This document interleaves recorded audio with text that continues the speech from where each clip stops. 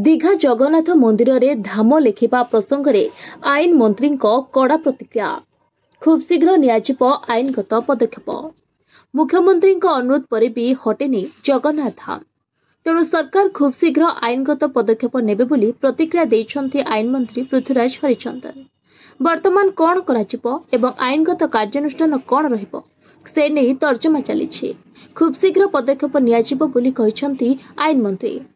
पूर्वर मुख्यमंत्री मोहन माझी ममता बानार्जी को यह प्रसंग में एक चिठी लिखिथिले।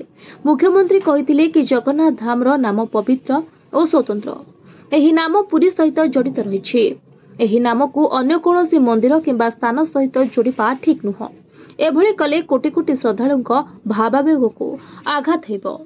सेथिपाई खूब जल्दी यह विरोध में कड़ा कार्यानुष्ठान दियाजिबो बोली कहिसन्ति आईन मंत्री Prithviraj Harichandan. Bureau report, voice of Odisha live.